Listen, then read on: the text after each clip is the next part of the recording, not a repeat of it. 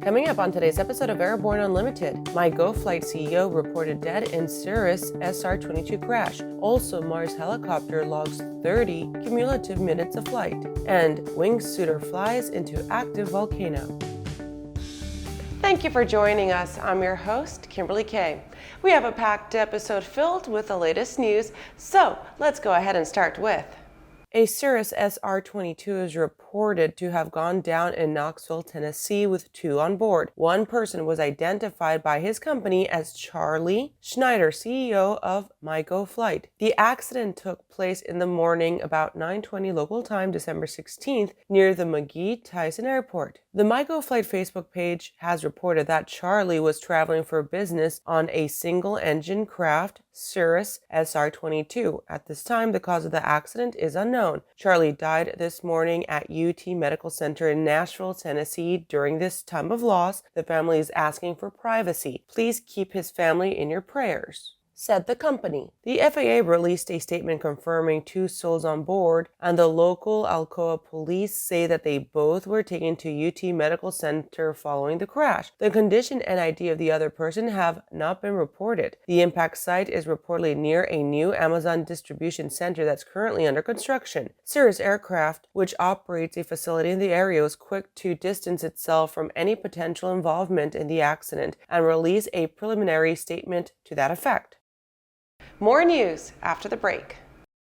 Pilot Communications USA is proud to introduce our latest headsets, the Carbon A1 Active Noise Reduction and the Carbon P1 Passive Headset. Carbon fiber makes our headsets 30% lighter than others, which significantly reduces pilot fatigue. Our BlueLink hand control unit allows you to connect 2 devices at the same time, and the record out capability can send audio to an onboard camera or digital recorder. Get the headset that's so light you may forget you're wearing one at pilot-usa.com.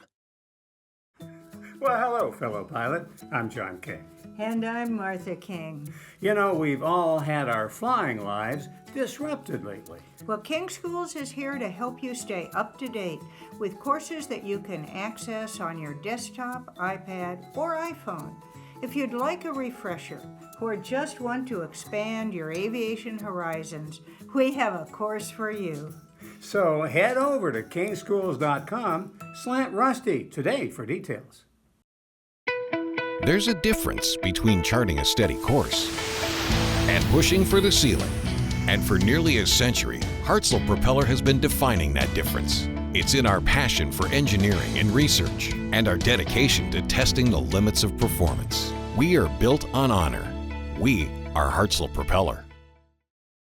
Welcome back. With so much news coming out of the aviation industry, we're going to be summarizing some other interesting stories in a brief segment we call Around the Patch. After the December 15th Senate hearing on airline operations and their $54 billion bolus of government money, some highlights have stood out to those wondering just where all of 2021's flight cancellations came from. The pandemic stimulus given to the airlines, part of the payroll support program, was earmarked to maintain their flight crews without involuntary furloughs, firings, or severance. Some crews were offered early retirement, time off, nearly any way to get some of the carrier's highest earning pilots off the payroll. Now, however, execs wish that they had kept those pilots on the roster as they face greater shortage of aviators.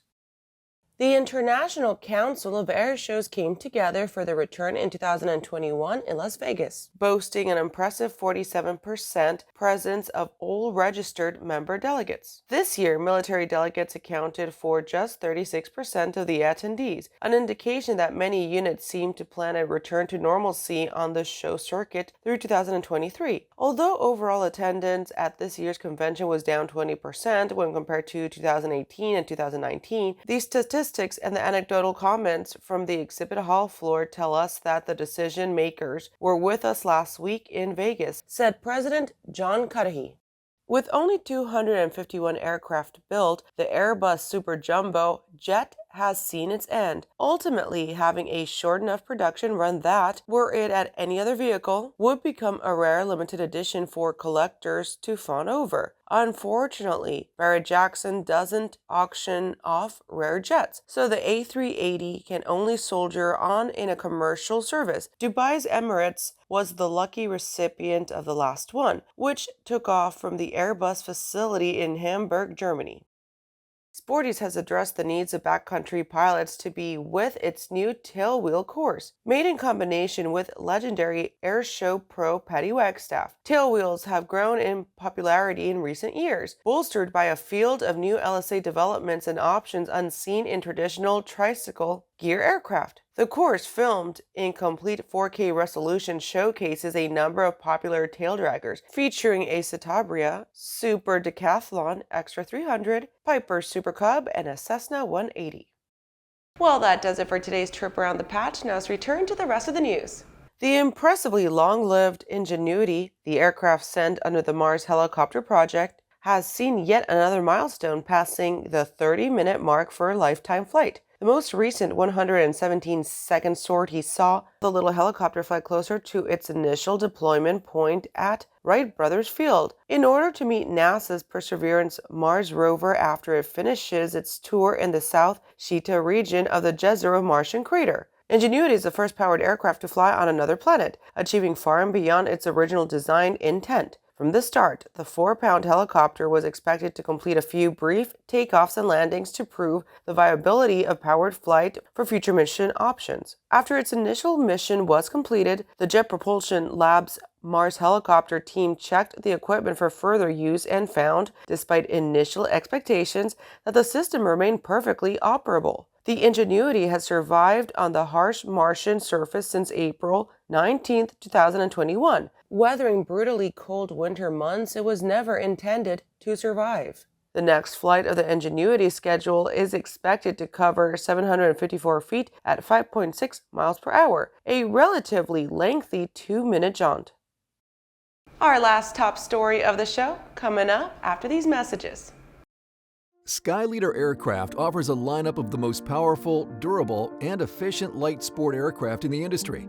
From trainers to roomy cockpits for long hauls, Skyleader has an aircraft for you. And the best part? They're in your budget. Skyleader's base prices are set low to give you room to customize your aircraft to your needs, desires, and wallet, allowing you to put your money where it matters to you most. Visit flyskyleader.com today to learn about our aircraft, customization options, and chat with the team.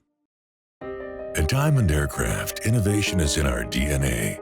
Whether you're taking to the skies for training or business travel, every aircraft in Diamond's lineup features innovative technology, an industry-leading safety record, superior performance and efficiency, and a comfortable flying experience. No other company has pioneered as many aviation firsts, achieved more milestones, or received the same amount of industry praise as Diamond. Discover why Diamond Aircraft is one of the most trusted manufacturers in aviation at diamondaircraft.com. Aviation Safety Resources is disrupting the market for aircraft emergency parachute recovery systems. ASR systems are smaller, lighter weight, and offer longer repack cycles than similar products available in the current market. ASR has a recovery system available for every type of aircraft: sport, experimental, light sport, general aviation, urban air mobility, vertical takeoff and landing, electric propulsion, and unmanned aerial systems. Find the right product for your aircraft at aviationsafetyresources.com. Welcome back. This is our last top story of the show.